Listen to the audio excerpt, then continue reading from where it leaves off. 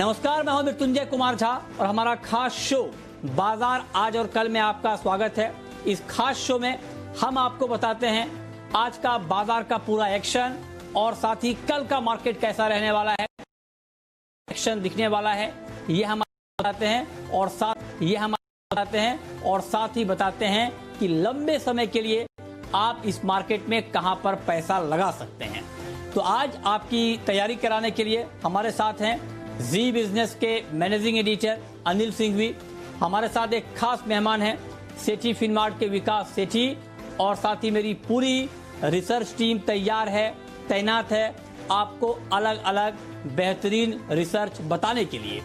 ये सब बातें होंगी, लेकिन सबसे पहले हम आपको बताते हैं कि बाजार में आज किस तरह का एक्शन दिखा है, किस तरह की हलचल दिखी है।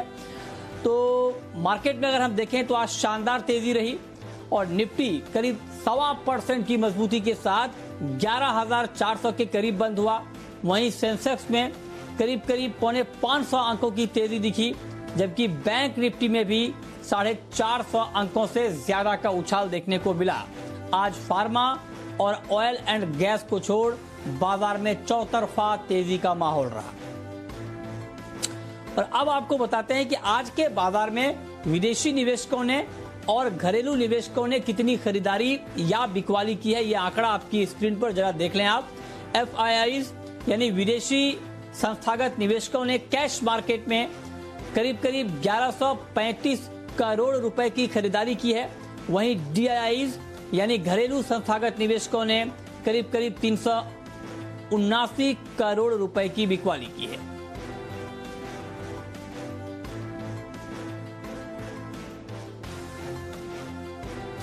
और अब रुक करते हैं आज के बाजार पर एडिटर टेक का। ये बताने के लिए हमारे मैनेजिंग एडिटर अनिल सिंघवी हमारे साथ जुड़े हैं। सर, बहुत बहुत स्वागत है आपका। आज बाजार ने शानदार छलांग लगाई। हालांकि शुरुआती कारोबार में लगता नहीं था कि बाजार की रफ्तार इतनी तेज हो जाएगी कारोबार के आखिर आते आते। आज की इस तेजी पर आपकी राय क्या है? भारतीय बाजारों ने कल के आखिरी 1 घंटे की जो मजबूती थी उसे आगे बढ़ाने का काम किया और आज फिर से दमदार प्रदर्शन किया। और आज का प्रदर्शन इसलिए भी काबिल तारीफ है कि दुनिया भर के बाजारों से उतने मजबूत संकेत थे नहीं। अमेरिका में कमजोरी भरा सेशन रहा, जबकि मजबूती की उम्मीद थी। डाउ फ्यूचर्स एकदम सुस्त 5-10 पॉइंट ऊपर 5-10 पॉइंट नीचे दिन भर ट्रेड करते हुए दिख रहे, तो वहां से भी कोई खास संकेत आया नहीं। एशिया में कोई बड़ी तेजी थी नहीं, लेकिन उसके बावजूद भारतीय बाजार ने सधी हुई शुरुआत की और उसके बाद लगातार धीमे धीमे ऊपर बढ़ने की कोशिश की। पहले 11,300 को पार किया, 11,300 पार करने के बाद पूरे दिन भर उस लेवल के ऊपर टिके रहा। आखिरी 1.5 घंटे में जो रफ्तार पकड़ी, अब तक का हाईएस्ट लेवल 23 मार्च के बाद का वो आज देखने को मिला। 11,400 का लेवल भी निफ्टी ने छुआ और उसके बेहद करीब जाकर बंद हुआ। बैंक निफ्टी आज फिर से 22,000 के पार निकला भी, टिका भी और बंद भी हुआ। और ये खास तौर से तब हुआ जबकि दुनिया भर के बाजारों में सुस्ती का माहौल है। हमारे बंद होते तक डाउ फ्यूचर्स मुश्किल से 30 पॉइंट ऊपर थे।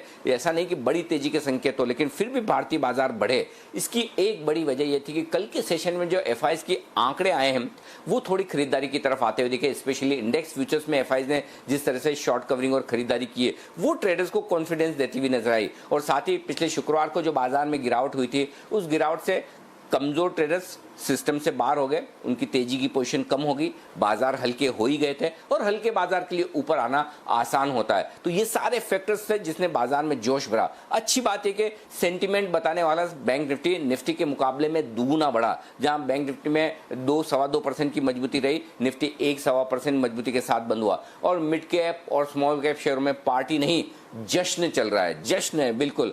हर रोज कई सारे ऐसे mid cap small cap stocks है जो तेज दौड़ लगाते हुए नजर आ रहे हैं, एक के बाद एक मजबूती के साथ ट्रेड करते हुए दिख रहे हैं। तो वहां पर आज भी एक्शन आपको भरपूर देखने को मिला। तो ओवरऑल एक ऐसा ट्रेडिंग सेशन जिससे किसी को कोई शिकायत नहीं, पूरी तेजी स्क्रीन पर, सबको भाग लेने का पूरा मौका, दिन के हाईएस्ट पॉइंट पर बंद और वो भी अपनी ताकत पर, न कि विदेशी बाजारों की मजबूती पर। तो पूरी तरह से फ्लोज मजबूत, टेक्निकली बाजार स्ट्रॉन्ग और स्क्रीन पर डे हाई पर बंद होना, कॉन्फिडेंस बढ़ाना और साथ ही अब तक की जो रिकॉर्ड क्लोजिंग मिली है और इंट्राडे में रिकॉर्ड हाई जो मिला है वो आज ही मिला है। ये बाजार में लोगों का भरोसा और कॉन्फिडेंस दिखा रहा है। तो बाजार में लोगों का भरोसा बढ़ा है और इस भरोसा बढ़ने में और इसका इम्पैक्ट अलग अलग सेक्टर पर क्या दिखा है, किस तरह का एक्शन दिखा है, ये डिटेल में बताने के लिए आशीष चतुर्वेदी हमारे सहयोगी इस वक्त हमारे साथ जुड़े हैं। आशीष, बताइए। देखिए, मिले जुले अंतर्राष्ट्रीय संकेतों के बीच बाजार में तेजी के साथ शुरुआत हुई और बाकायदा पूरे दिन अगर आप देखें तो बाजार ने अपनी बढ़त को कायम रखा। हालांकि एक घंटे को अगर लास्ट 1 आवर को आप क्लोजली वॉच करके देखें तो एक ब्रॉडर पार्टिसिपेशन देखने को मिला। स्टॉक स्पेसिफिक एक्शन भरपूर था बाजार में। क्विकली वायदा बाजार के वो स्टॉक्स पर फोकस कर लेते हैं जहां पर आज के सत्र में तेजी या फिर मंदी की पोजीशन बनती हुई नजर आई। सबसे पहले आप देखिए गोदरेज प्रॉपर्टीज, यहां पर स्टॉक में बढ़िया तेजी देखी गई। ओपन इंटरेस्ट में 73% का इजाफा देखने को मिला।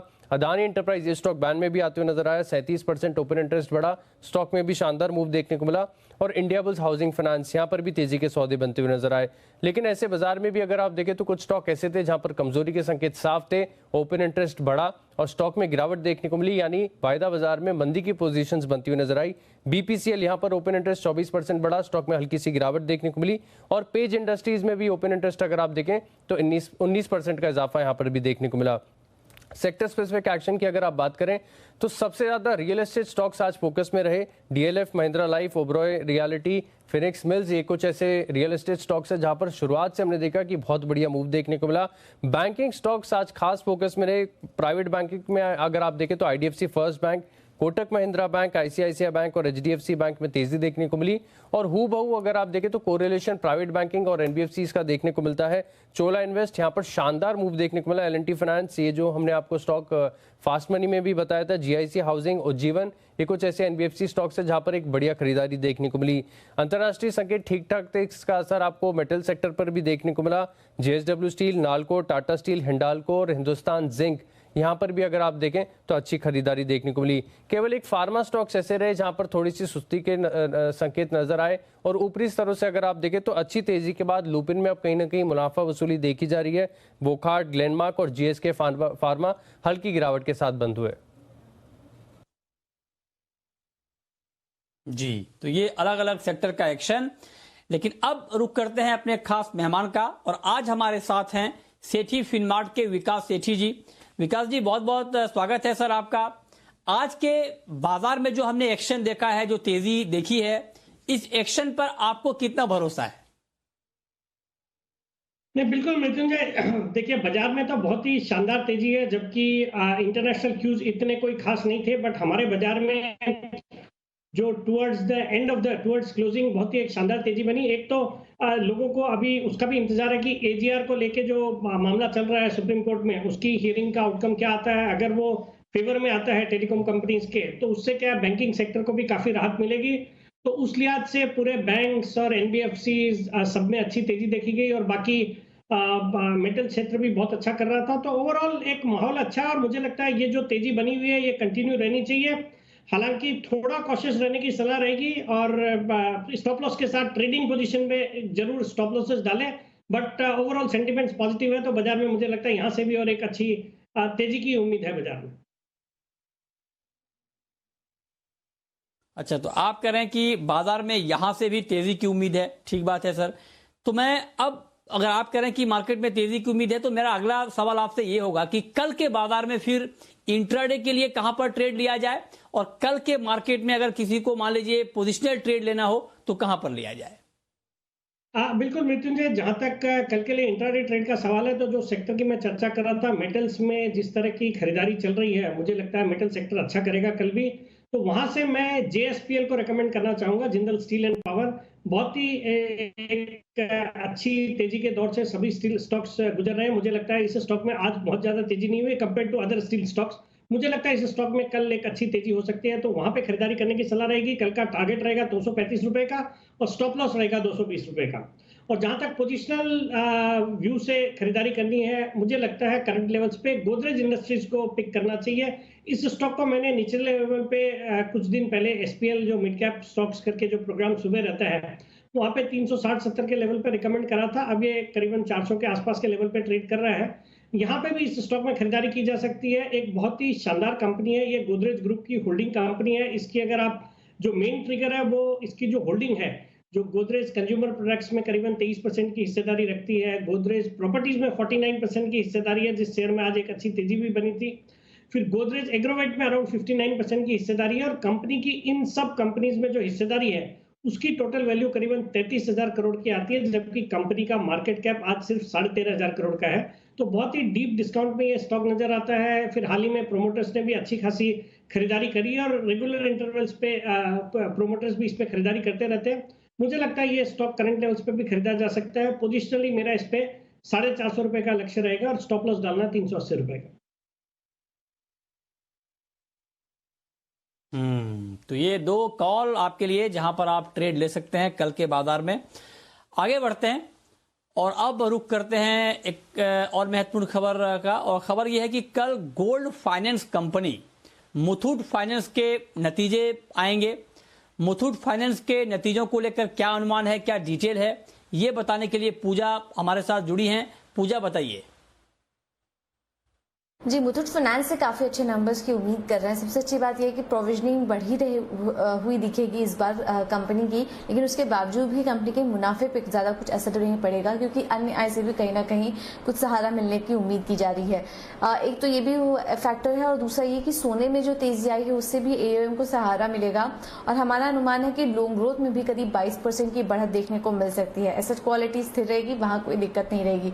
लेकिन आरबीआई ने जो लोन ग्रोथ से जुड़े निर्णय लिए थे, बैंकों को और ज्यादा सपोर्ट देने की बात की थी, उससे जुड़े फैसले पर किस तरह के कमेंट्स आते हैं मुथूट फाइनेंस की तरफ से और आगे के लिए क्या स्ट्रैटेजी होगी, इन तमाम बयानों पर नजर रहेगी। लेकिन ओवरऑल अगर बात करें तो अच्छे नतीजों की उम्मीद हम कर रहे हैं मुथूट फाइनेंस से।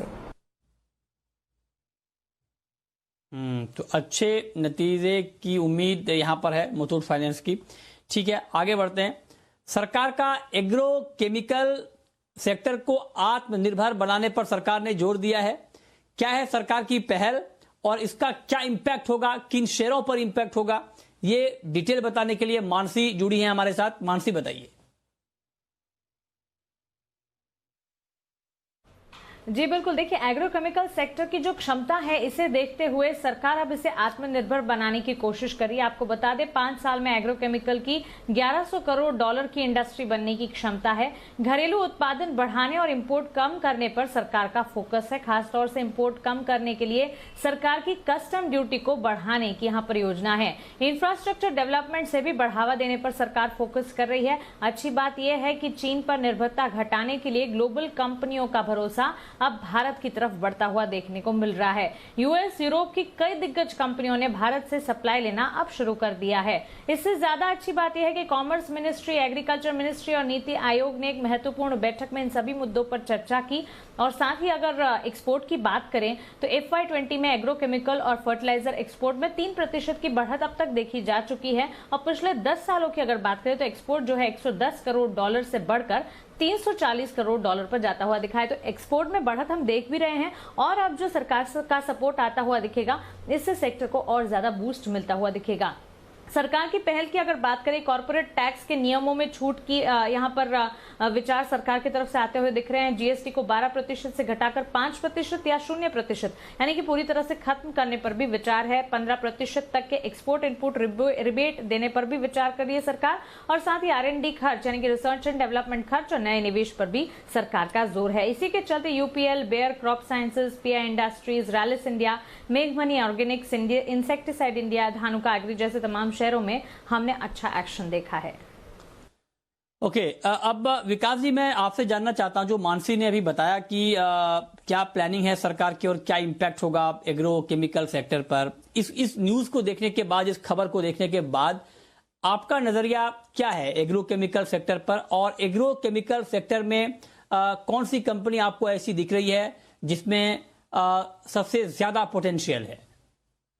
बिल्कुल मृत्युंजय, ये सेक्टर मुझे पसंद रहा है और मैंने कई बार इस सेक्टर से कई कंपनियों को इन्वेस्टमेंट के तौर पे नेशनल लेवल्स पे रिकमेंड किया हुआ है, जैसे कि PI इंडस्ट्रीज है, UPL है।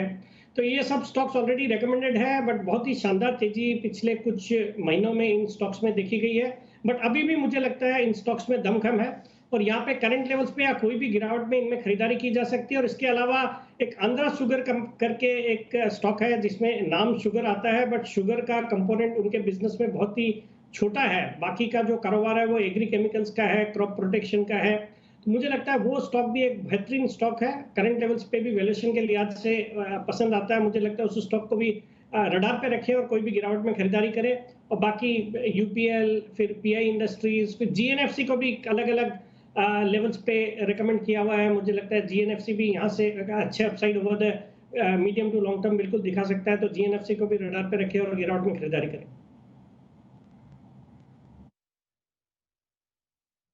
जी ठीक है, तो आप काफी पॉजिटिव हैं इस सेक्टर के ऊपर और खबर भी काफी पॉजिटिव है सेक्टर के लिहाज से। अब रुक करते हैं हमारी खास पेशकश का, शर्मा जी के ऑप्शन का।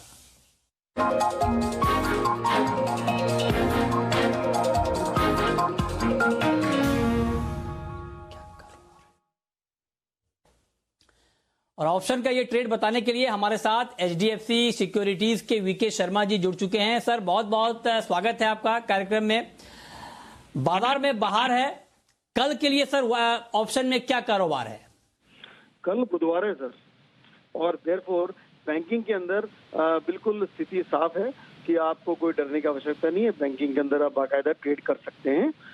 नमस्ते मृत्युंजय, आपको और आपके सभी दर्शकों को। तो दो ऑप्शन उपस्थित लेकर हुआ हूँ, आईसीआईसीआई बैंक और भारत फोर्ज। तो आईसीआईसीआई बैंक इसलिए बैंकिंग में आज जोर था, 375 रुपए का कॉल मैं सजेस्ट कर रहा हूँ आईसीआईसीआई बैंक में लेने के लिए। 8 रुपए 15 पैसे का क्लोज था वहाँ पे, और स्टॉप लॉस रखिए 5 रुपए 70 पैसे का। टारगेट रहेगा आपका 13 रुपए आईसीआईसीआई बैंक। दूसरा भारत फोर्ज। भारत फोर्ज ने करीब 3 सेशन पहले, यानी कि 4 सेशन पहले, इन्होंने एक अच्छी खासी लंबी छलांग लगाई थी और अच्छे खासे वॉल्यूम से ये स्टॉक ऊपर गया था। 3 दिन से लगातार साइडवेज पैटर्न में है और जहां खुलता है वहीं और वॉल्यूम, तो में एक संकेत है स्टॉक ऊपर की तैयारी में है। तो भारत फोर्ज 500 रुपए का कॉल 18.7 रुपए में लिया जा सकता है। 13.5 रुपए का 50 पैसे का स्टॉप लॉस और टारगेट रहेगा आपका 29। जय हिंद। और अब वक्त है ये जानने का कि कल के बाजार में आपकी स्ट्रेटेजी क्या होनी चाहिए, और ये बताने के लिए हमारे मैनेजिंग एडिटर अनिल सिंघवी हमारे साथ बने हुए हैं। सर, आज की तेजी के बाद कल के बाजार में क्या रणनीति बनानी चाहिए, किन लेवल्स पर नजर रखनी चाहिए? जहां तक कल के बाजारों का सवाल है, एक बात तो निश्चित है कि अमेरिकी बाजारों का कैसा हाल रहेगा वो देखना होगा, क्योंकि भारतीय बाजार बंद होने तक अमेरिकी बाजारों के फ्यूचर्स एकदम सुस्त है, 15-20 पॉइंट ऊपर नीचे की रेंज में ट्रेड करते हुए दिख रहे। तो कोई बड़ा मूव अमेरिकी बाजारों में होगा उसकी संभावना थोड़ी कम दिख रही है। तो इस लिहाज से अमेरिका के बाजार कैसे बंद होते हैं और डाउ फ्यूचर्स क्या कुछ करते हैं वो तो अहम है ही, लेकिन भारतीय बाजार अपनी ताकत पहले से दिखाना शुरू कर चुके हैं। आज एफआईज के आंकड़े ये बेहद अहमियत रखेंगे कल के बाजार का ट्रेंड डिसाइड करने के लिहाज से कि वहां पर कितनी खरीदारी, कितनी शॉर्ट कवरिंग एफआईज की तरफ से होती है, पहली चीज। दूसरी चीज, मोमेंटम बड़ा स्ट्रांग है, बेस ऊपर की तरफ शिफ्ट होता हुआ दिख रहा है। अब 11,200 11,250 बाजार के लिए बेहद मजबूत सपोर्ट का काम करेगा कल और एक्सपायरी तक, परसों के लिए भी। तो ये अब सपोर्ट जोन के तौर पर आता हुआ दिख रहा है, और 11,400 को पार निकलकर कल सुबह टिके तो 11,500 अगला टारगेट है जहां निफ्टी जाने की कोशिश करेगा। बैंक निफ्टी भी 22,000 के पार निकला है, अब 21,900 22,000 बैंक निफ्टी पर कल के लिए मजबूत सपोर्ट के तौर पर रहेगा, और ऊपरी स्तरों पर 22,325 22,450 ये मिनिमम लेवल है जहां तक जाने की कोशिश बैंक निफ्टी की होगी। और एक बार 22,500-600 की आखिरी बाधा जो बैंक निफ्टी के लिए उसको पार करके निकला तो फिर 23 से 23,500 की रेंज में भी बैंक निफ्टी जाने की कोशिश कर सकता है। तो दोनों ही मजबूत है, निफ्टी और बैंक निफ्टी। और अच्छी बात है कि अब तक बैंक निफ्टी जो पिछड़ा हुआ था वहां से भी मजबूती के संकेत आते हुए दिखे, और इन सबको छोड़ दीजिए, थोड़ी बहुत इंडेक्स में ऊपर नीचे हो भी जाए डरने घबराने की जरूरत नहीं। उसके बाहर कैश मार्केट के stocks, mid cap small cap शेयरों में जबरदस्त तेजी है, और वो तेजी कल भी आपके लिए जारी रहेगी। इस पर आपको फोकस करना चाहिए और वहां ज्यादा मौके हैं वही ढूंढने चाहिए। बहुत शुक्रिया सर आपका कल के लिए ये स्ट्रेटेजी बताने के लिए। और अब हम आपको बताने जा रहे हैं कल के कारोबार में ऑप्शन का एक और ट्रेड।